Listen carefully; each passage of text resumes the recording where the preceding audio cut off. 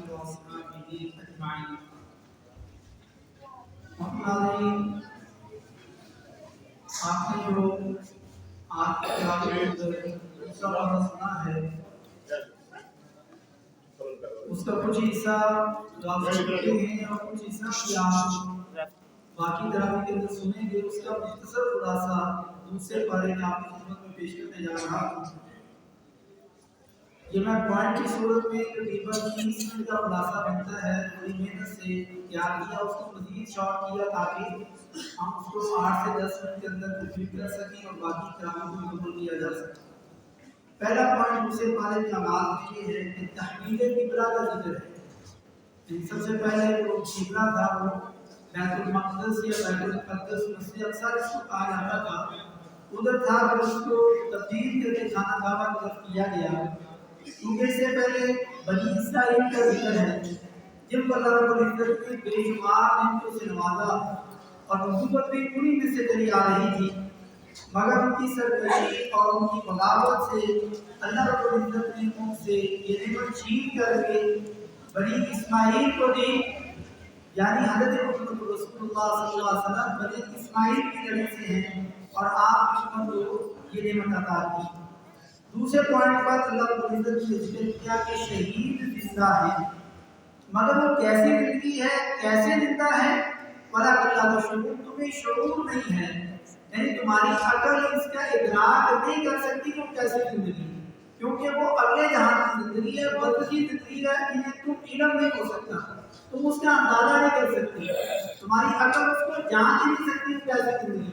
अल्लाह रब्बुल इज्जत ने ये शरफ और ये एजाज देने के लिए उनका जिक्र किया कि शहीद जिंदा है, मगर वो दुनिया की तरह की जिंदगी नहीं है। तीसरे पॉइंट में खाना काबा के हज बैतुल्लाह और उम्रे का जिक्र हुआ। चौथे पॉइंट पर अल्लाह रब्बुल इज्जत ने जिक्र किया एक मोमिन के ऊपर और हैं उनकी जो मोहब्बत है वो सबसे ज्यादा शदीद तरीन मोहब्बत अगर किसी के साथ हो सकती है तो अल्लाह रब्बुल इज्जत के साथ। अल्लाह से बढ़ करके एक मोमिन मुसलमान की मोहब्बत किसी और से नहीं हो सकती। वल्लज़ीना आमनू अशद्दु हुब्बन लिल्लाह, अल्लाह के बाद फिर सबसे ज्यादा मोहब्बत हमारे प्यारे नबी मोहम्मद रसूलुल्लाह सल्लल्लाहु अलैहि वसल्लम से हुई, फिर बाकी जो रिश्ते, लेकिन सबसे ज्यादा शदीद तरीन आला तरीन मोहब्बत वो अल्लाह के साथ होनी चाहिए। ये आज मैं और आप अंदाजा कर सकते हैं क्या हमें वाकई अल्लाह के साथ मोहब्बत है या नहीं है, या कितनी है, कैसी है, ये मैंने और आपको खुद अंदाजा करना है और अपने ईमान को चेक करना है। पांचवें नंबर पर शैतान से बचने की तरकीब की गई तो शैतान तुम्हें बेहयाई और गुनाह के कामों का हुक्म देता है। छठे नंबर पर शिर्क करने वाले बगैर दलील और बगैर सबूत के अपने दावाओं के तरीकों पर चल रहे हैं। अल्लाह रब्बुल इज्जत ने जिक्र कर दिया, आज मैं और आप ये दावा कर सकते हैं कि यार हम दीनी कामों को बगैर दलील और बगैर सबूत के माँ बाप के तरीके पर ही तो नहीं लेके चल रहे। ये क्यों अल्लाह रब्बुल इज्जत ने जिक्र किया है? हमारा दीन दलील और सबूत का नाम है, दलील और सबूत के साथ आप अपने दीन को ले सकते हैं, किसी के तरीके पर नहीं। सातवें पॉइंट पर अल्लाह रब्बुल इज्जत ने हलाल खाने का हमें हुक्म दिया, क्योंकि इबादत हलाल से ही कबूल होती है। अगर हम हराम कमाते और हराम खाते रहेंगे तो हमारी इबादत, हमारी तरावी, हमारे रोजे और उस तरह की बाकी इबादत वो काबिल कबूल नहीं होगी। आठवें पॉइंट पर कत्ल का बदला, कत्ल ये रखा गया कि ए अक्लमंदो, अगर तुम हकीकी जिंदगी चाहते हो, जिंदगी का मजा, सुकून और अमन चाहते हो तो किसास करो, यानी कत्ल का बदला कत्ल। जान हमारी अदालतों में नहीं है और आप उसे बेहतर जानते हैं। नौवें पॉइंट पर अपने माल की वसीयत अपने वारसों के अलावा भी की जा सकती है और वो 1/3 माल तक की जा सकती है, लेकिन अगर वो वसीयत खिलाफ शरीयत हो तो फिर नाफिज नहीं होगी। बाकी जो माल है वो वारसों का है, सिर्फ 1/3 माल इंसान अपनी जिंदगी में वसीयत कर सकता है अल्लाह के रास्ते में या जहाँ भी किसी को देना चाहे, बाकी माल जिनका हक अल्लाह ने मुकर्रर किया उन्हीं का है। 10वें पॉइंट पर अल्लाह रब्बुल इज्जत ने रोजे की फर्जियत और उसके अहकाम और मसाइल जिक्र किए। मरीज, मुसाफिर और जो दायमी मरीज है वो कब और कैसे रोजे रखेंगे, फिदिया कौन देगा, ये तफसीली मसाइल यहाँ पर जिक्र है। 11वें पॉइंट पर रमजान की रातों में जिस तरह हमें इजाजत है खाना पीना खाने की, جو پہلے اسرائیل میں اجازت نہیں تھی افطاری کرتے، پھر کل شام کو انہوں نے کھانا پینا تھا، سونے تک وہ کھا پی سکتے تھے، ایک بار سو گئے دوبارہ وہ کھا پی نہیں سکتے تھے، لیکن ہمارے لیے پوری رات کھانے پینے کے لیے رکھی، جو جب چاہے کھائے پیے تاکہ سحری، جیسا کہ آج صبح آپ نے درس سنا تھا، ہمارے لیے کتنا قیمتی اور بابرکت ٹائم رکھا گیا سحری کھانے کا۔ جس طرح رات کو کھانے پینے کی اجازت ہے، ایسے شادی شدہ حضرات کو جمعہ اور مصری کی بھی رمضان کی راتوں میں اجازت ہے۔ بعد میں پوائنٹ پر حج عمرہ کی فرضیت اور اس کے احکام و مسائل کا ذکر کیا، اور یہ حج اسلام کا 5واں اور اہم ترین رکن ہے، لیکن افسوس بہت سارے لوگ طاقت ہونے کے باوجود حج نہیں کرنے جاتے، اور جو طاقت ہونے کے باوجود حج نہیں کرنے جاتا، حضرت فاروق رضی اللہ تعالیٰ عنہ فرماتے ہیں چاہے وہ یہودی مرے چاہے عیسائی مرے، یعنی اسلام کا 5واں رکن، ہم تو دوسرا رکن نماز نہیں پڑھتے صحیح سے، تو حج کب اور کیسے کریں؟ لیکن جو کر رہے ہیں اللہ رب العزت نے ان کو نوازا ہے، اللہ رب العزت ہم سب کو 5 ارکان اسلام کی صحیح معنوں میں پابندی کرنے کی توفیق عطا فرمائے۔ 13واں پوائنٹ ہے حج میں کثرت سے اللہ کا ذکر کرنے کا حکم ہے، جیسے اسلام سے پہلے وہ لوگ مینا میں میلے لگاتے تھے اور اپنے باپ داداؤں کا ذکر کرتے تھے، اللہ رب العزت نے کہا کہ جس طرح تم اپنے باپ داداؤں کے تذکرے کرتے نہیں تھکتے تھے، حج میں اس سے بھی زیادہ اللہ کا ذکر کرو۔ تو میں 15 سال حج میں رہنے کے اندر میں نے دیکھا کہ ہمارے حاجی بھائی 15 لاکھ کا لگا کے جاتے ہیں، لیکن افسوس حج کا جو مقصد ہے، حج کی جو روح ہے، حج کی ٹریننگ لے کے جاتے اور جس طرح حج کرنا چاہیے ویسے ہم کرتے نہیں ہیں۔ ہمارا صرف یہ ہے کہ میری ساری سہولتیں پوری ہوں، لیکن جس کام کے لیے ہم نے پیسہ خرچ کیا وہ معذرت کے ساتھ افسوس کے زیادہ مسلمان بہت ہی زیادہ شدت دنیا ہے۔